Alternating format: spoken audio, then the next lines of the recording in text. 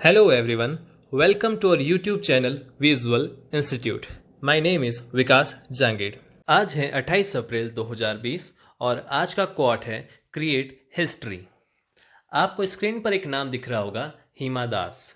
जैसे कि आप जानते हैं, हिमा दास अपने देश की 400 मीटर की स्प्रिंटर यानी कि धावक हैं, जिन्होंने पिछले साल 19 दिन के अंदर 5 गोल्ड मेडल जीते थे। हिमा दास को जब बचपन में उनके पिताजी ने सबसे पहली बार जूते दिलाए थे, तो हिमा दास ने उन जूतों पर लिखा था एडिडास। स्टूडेंट्स, हिमा दास की कड़ी मेहनत और लगन का ही नतीजा है कि आज उस सबसे बड़ी कंपनी एडिडास ने अपने ब्रांड पर हिमा दास का नाम लिखा है, हिमा दास को सम्मानित किया है। मतलब कि हिमा दास ने सिर्फ अपनी कड़ी मेहनत और लगन से एक अपने लिए इतिहास रच दिया। तो हम भी कड़ी मेहनत और लगन से हिस्ट्री क्रिएट कर सकते हैं। यही आज का मोटिवेशनल कोट है। तो चलते हैं आज के लेक्चर पर, लेक्चर नंबर 3। आगे की पढ़ाई शुरू करने से पहले हम पिछली क्लास के होमवर्क को डिस्कस कर लेते हैं। तो पिछली क्लास के अंदर मैंने आपको 2 क्वेश्चंस दिए थे होमवर्क में। पहला क्वेश्चन था जिसमें 2 सेट, आपको सेट ए और सेट बी दे रखे थे और उनमें एक रिलेशन गिवन था, ये आर।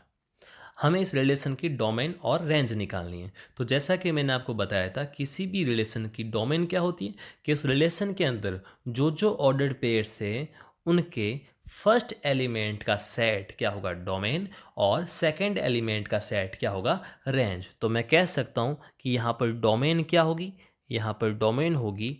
तो देखो पहले एलिमेंट्स कौन कौन से हैं, 1, 3, 5, 7 एंड 7। तो क्या आंसर आ जाएगा अपना, डोमेन होगी सेट ऑफ 1, 3, 5, 7। 7 2 बार आया, लेकिन हम सेट के अंदर किसी भी एलिमेंट को ओनली एक बार ही लिखते हैं। तो ये तो आगे इसकी डोमेन।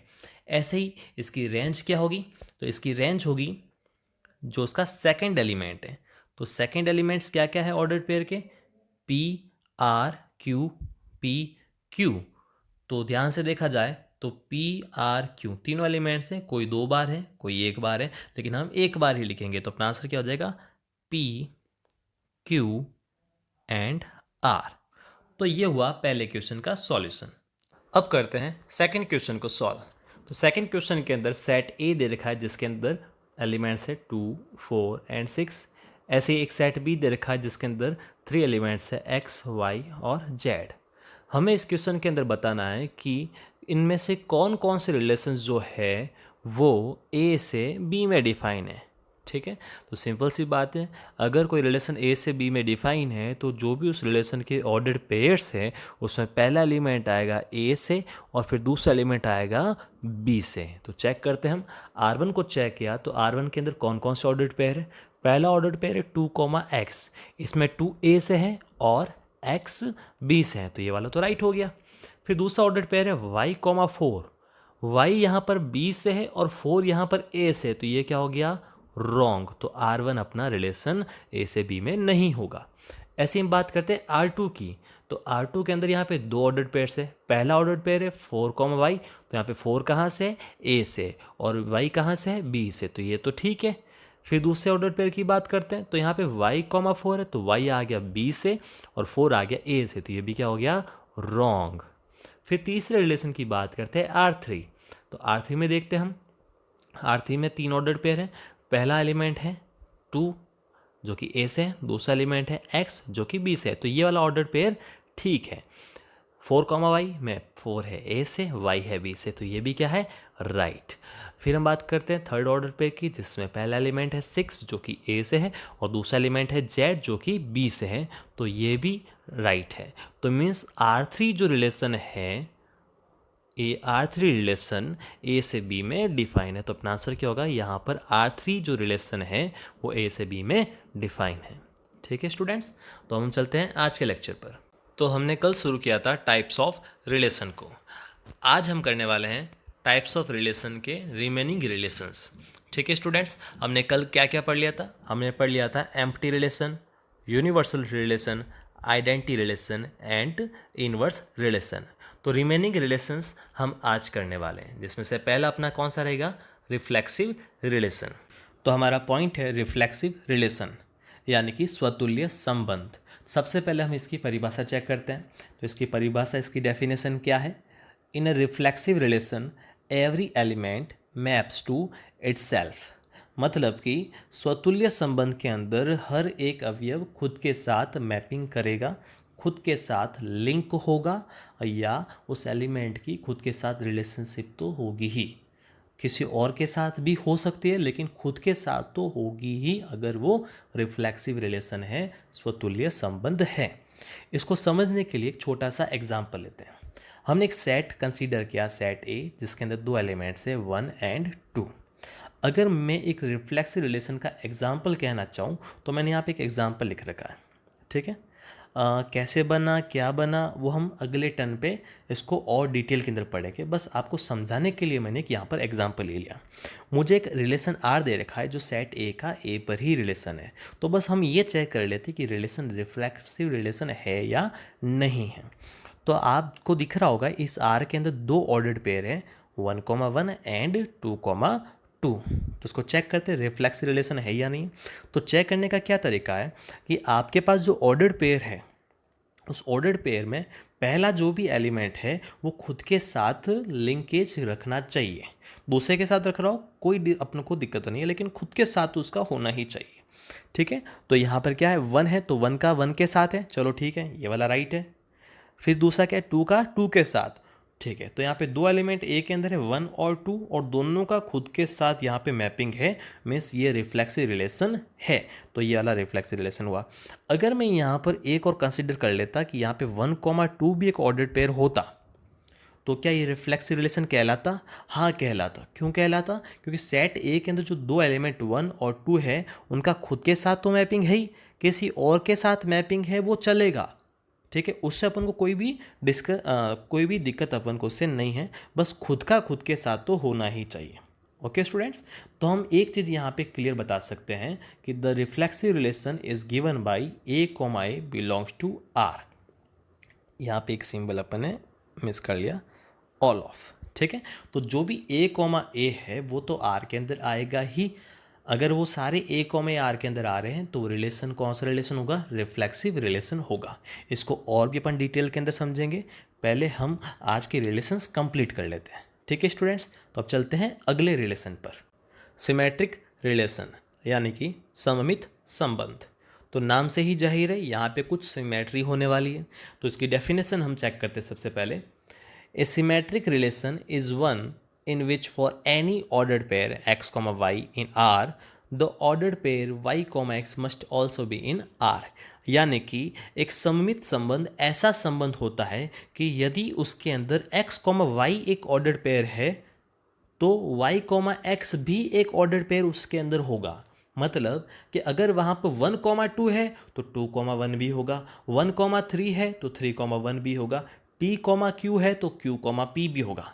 समझ गए? मतलब सिमेट्री, मतलब अगर सीधा है तो उसको पलट दो, उसका इन्वर्स भी वहाँ पे कुछ हो रहा होगा, ठीक है स्टूडेंट्स। तो हम उसको अदर वर्ड्स में क्या कह सकते हैं? A relation is symmetric only if y, x belongs to R is true when x, y belongs to R। मतलब कि एक संबंध सममित संबंध तभी होगा जब वहाँ पर x, y हो तथा y, x भी हो। मीन्स अगर x, y है तो y, x भी होगा। ओके स्टूडेंट्स, इसको एक छोटे से एग्जाम्पल से अपन समझते हैं। एक सेट मैंने ले लिया, जैसे पिछले एग्जाम्पल में लिया था वैसे इसमें भी लिया। एक सेट लिया, सेट ए, जिसके अंदर दो एलिमेंट्स है 1 एंड 2। एक एग्जाम्पल ले रहा हूँ मैं यहाँ पर, ये मैंने एक एग्जाम्पल ले रखा है आर। इसके अंदर 4 ऑर्डर पेयर दे रखे हैं। हम चेक करते हैं कि सिमेट्रिक रिलेशन है या नहीं। तो पहला ऑर्डर पेयर है 1,2। तो डेफिनेशन से याद आया मुझे, अगर 1,2 है तो 2,1 भी होना चाहिए। तो उसको ढूंढो जल्दी से। तो इसका अगला ऑर्डर पेयर यही दे रखा है 2,1। मीन्स चलो इसको तो सेटिस्फाई कर दिया। सेकेंड ऑर्डर पेयर 2,1, तो इसका उल्टा ही हो गया 1,2। तो ये दोनों तो सेटिस्फाई हो गए। अगली बात करते हैं 1,1 की। तो 1,1 और 1,1 ये दोनों एक दूसरे के उल्टे हैं, और हमें मालूम है कोई भी सेट के अंदर जो एलिमेंट होता है वो रिपीट नहीं होता। मीन्स यहाँ पे एक बार लिख रखा है या 2 बार लिख रखा, हमें उससे कुछ लेना देना नहीं। ये सिमेट्रिक रिलेशन शो कर रहा है यहाँ पे। ऐसी 2,2 है तो 2,2 का भी उल्टा 2,2 होता है, तो ये भी अपन को इससे कोई दिक्कत नहीं है। तो अगर सेम एलिमेंट है तो वो चलेंगे, ठीक है स्टूडेंट्स। और अगर कुछ अलग आ रहा है तो उसका उल्टा भी वहाँ पे उसका सिमेट्री पोर्शन भी उस सेट के अंदर होना चाहिए। तो 1,2 था तो यहाँ पे 2,1 भी यहाँ पर ऑर्डर्ड पेयर इस रिलेशन के अंदर है, मीन्स ये वाला सिमेट्रिक रिलेशन है। बड़े एग्जाम्पल्स भी हम करने वाले हैं, बस आज के रिलेशंस कंप्लीट हो जाए। तो हम एक चीज़ यहाँ पर क्लियर कह सकते हैं कि so for a symmetric relation, एक सममित संबंध के लिए, अगर x y से रिलेटेड है, अगर x y से रिलेटेड है तो y भी x से रिलेटेड होगा। ठीक है, मतलब x का अगर y से रिलेशन है तो वैसा का वैसा रिलेशन y का x के साथ भी होगा, मीनिंग x कॉमा y है तो y कॉमा x भी वहाँ पर होगा, जहाँ x और y दोनों एलिमेंट्स किसके हैं, सेट ए के। ये सेट ए का ए से ही अपन यहाँ पे रिलेशन की बात कर रहे हैं। ओके स्टूडेंट्स, तो अब चलते हैं अगले रिलेशन पर। अब हमारा रिलेशन है एंटी सिमेट्रिक रिलेशन, यानी कि प्रतिसममित संबंध।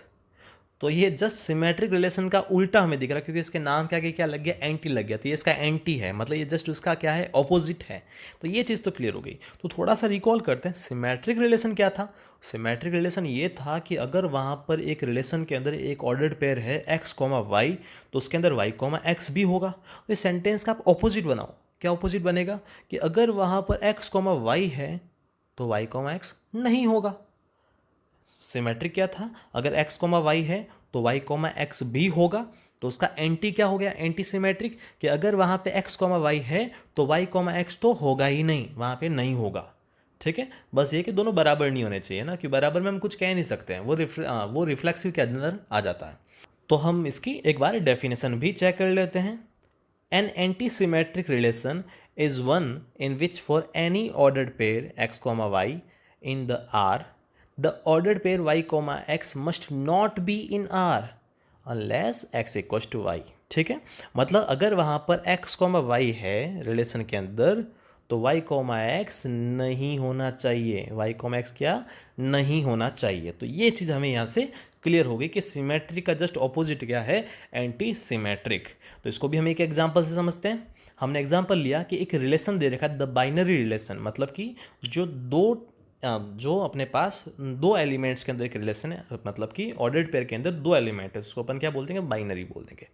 तो हमें एक R1 दे रखा है, क्या दे रखा है, 2,2, 2,4 एंड 3,2। मीन्स R1 के अंदर यहाँ पे 3 ऑर्डर्ड पेयर्स है, 2,2, 2,4 एंड 3,2। तो इसको हमने क्या रखा है, ये एंटी सिमेट्रिक है। तो चेक कर लेते हैं एंटी सिमेट्रिक क्यों है।